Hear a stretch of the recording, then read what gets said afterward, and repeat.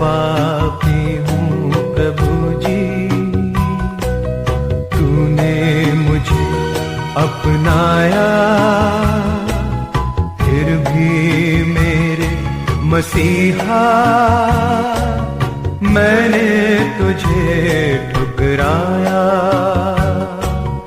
मैंने तुझे ठुकराया। मैं पापी हूँ प्रभु जी।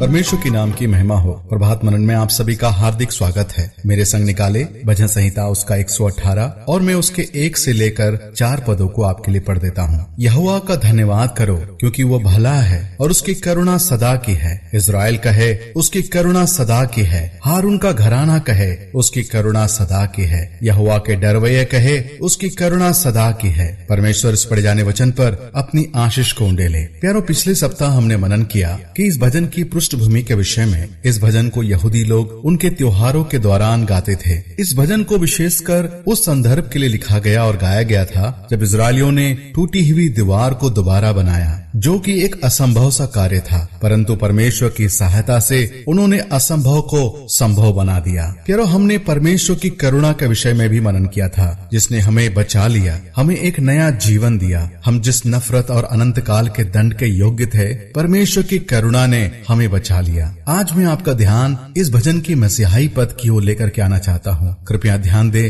पद 22 से 24 तक। मैं आपके लिए इन पदों को पढ़ देता हूँ। राजमिस्त्रियों ने जिस पत्थर को निकम्मा ठहराया था, वही कोने का सिरा हो गया है। यह तो यहोवा की ओर से हुआ है, यह हमारी दृष्टि में अद्भुत है। आज वो दिन है जो यहोवा ने बनाया है, हम इसमें मगन और आनंदित हो। प्यारो, कृपया करके इसके 22 पद पर जरा ध्यान दें, जिसमें भजनकार मसीह से संबंधित 2 महत्वपूर्ण सच्चाई को प्रकट करता है। पहला कि मसीह ठुकराया गया, निकम्मा जाना गया। दूसरा कि मसीह सम्मानित हुआ, ऊंचा किया गया। यह मसीह के 2 अलग अलग अवस्थाओं को प्रकट करता है। एक में वो अपमानित हुआ तो दूसरी में वो सम्मानित किया गया। Christ was rejected, Christ was exalted. यदि हम सवाल करें कि मसीह किसके द्वारा अपमानित किया गया, तो भजनकार लिखता है राजमिस्त्रियों ने जिस पत्थर को निकम्मा ठहराया था, अर्थात राजमिस्त्रियों के द्वारा वो ठुकराया गया। प्यारो, मसीह का इनकार या अपमान किसी आम लोगों के द्वारा नहीं हुआ।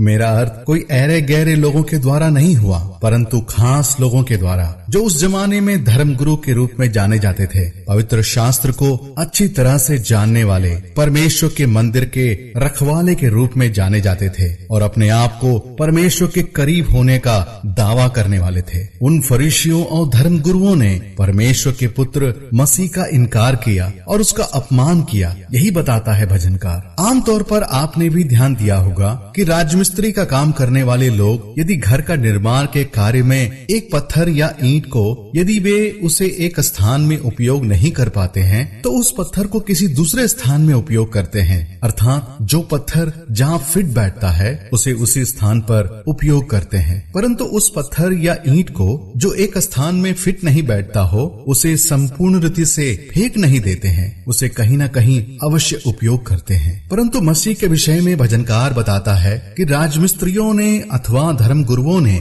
मसीह को पूरी रीति से ठुकरा दिया, उसे देखना भी ना चाहा। चिल्ला चिल्ला कर पिलातुस से दुहाई दी यीशु को क्रूस पर चढ़ाया जाए। उनका हृदय मसीह के प्रति नफरत और घृणा से भर गया था। वे उसका नामो निशान मिटा देने में आतुर थे, परंतु भजनकार लिखता है कि वही पत्थर कोने का सिरा हो गया। यदि हम भजनकार से पूछे कि किसने उस पत्थर को कोने का सिरा बना दिया, तो प्यारो उत्तर ये होगा कि स्वयं परमेश्वर पिता ने, जो उस निर्माण कार्य का मुख्य निर्माण करता है। अर्थात राजमिस्त्रियों ने तो ठुकरा दिया, परंतु स्वामी ने, जो मुख्य निर्माण करता है, उसने उसे ऊंचा उठाया। प्यारो, उसे ऊंचा उठाकर कौन सा स्थान दिया? भजनकार लिखता है उसे कोने का सिरा बना दिया। The stone which the builder refuse is become the head stone of the corner. अर्थात उस निर्माण कार्य के स्वामी ने उस ठुकराए पत्थर को किसी साधारण स्थान पर नहीं रखा, परंतु उसे उस इमारत का मुख्य और सर्वोच्च स्थान पर रखा, जिस पर पूरी इमारत टिकी हुई है।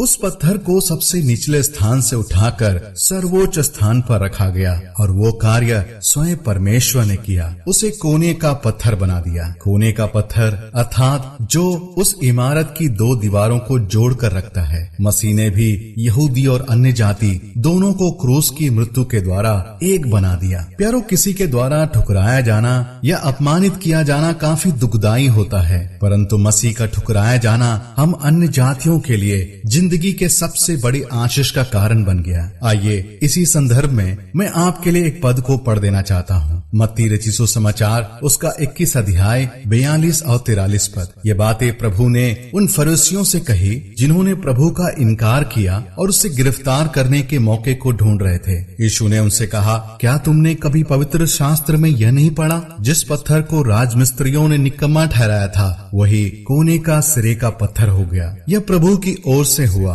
और हमारी दृष्टि में अद्भुत है। अब जरा 43 पद पर ध्यान दें। इसलिए मैं तुमसे कहता हूँ कि परमेश्वर का राज्य तुमसे ले लिया जाएगा और ऐसी जाति को जो उसका फल लाए दिया जाएगा। प्यारो, परमेश्वर की उद्धार की योजना मुख्य रूप से यहूदियों के लिए था, परंतु उनके इनकार किए जाने के द्वारा हम अन्य जातियों को एक महत्वपूर्ण अवसर प्राप्त हुआ। पौलुस कहता है इफिसियों की पत्री उसका 2 अध्याय उसके 11 और 12 में, इस कारण स्मरण करो कि तुम जो शारीरिक रीति से अन्य जाति हो, तुम लोग उस मसीह से अलग और इज़राइल की प्रजा के पद से अलग किए हुए और प्रतिज्ञा की वाचाओं में भागी ना थे और आशाहीन और जगत में ईश्वर रहित थे। हम तो आशाहीन थे प्यारों और जगत में ईश्वर रहित थे, पर हम पर दया हुई। यदि हम बाइबल के आधारित अन्य जातियों के विषय में अध्ययन करें तो हमें पता चलता है कि यहूदियों के अलावे अन्य जातियों को परमेश्वर के मंदिर में घुसने की अनुमति नहीं थी। यहाँ तक कि यहूदी लोग अन्य जातियों को कुत्तों से तुलना करते थे।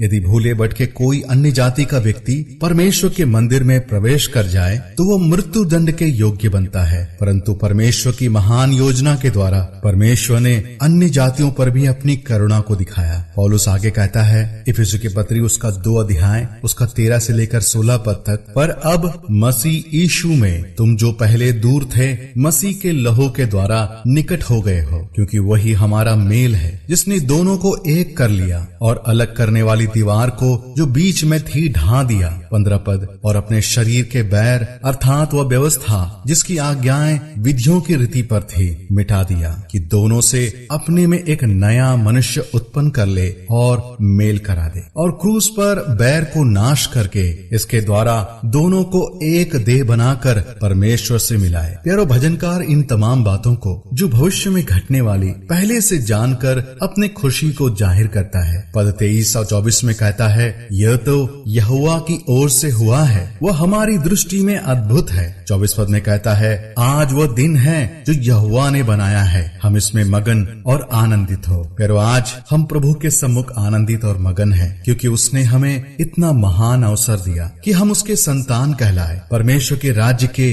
वारिस कहलाए। यह अद्भुत कार्य परमेश्वर ने हम जैसे अयोग्य लोगों के जीवन में किया। तो प्यारो, आइए इन्हीं विचारों को मनन करते हुए आज हम परमेश्वर की आराधना करें, उसकी स्तुति करें, प्रशंसा करें, उसके नाम की जय जयकार करें। परमेश्वर के नाम की महिमा हो। आप सबको मेरा जय मसीह। याद आता है मुझको क्रूस का वो नजारा, मेरे गुनाहों की खातिर बहती है खून की धारा, बहती है खून की धारा। मैं पापी हूँ प्रभु जी, तूने मुझे अपनाया, फिर भी मैं मसीहा, मैंने तुझे ठुकराया, मैंने तुझे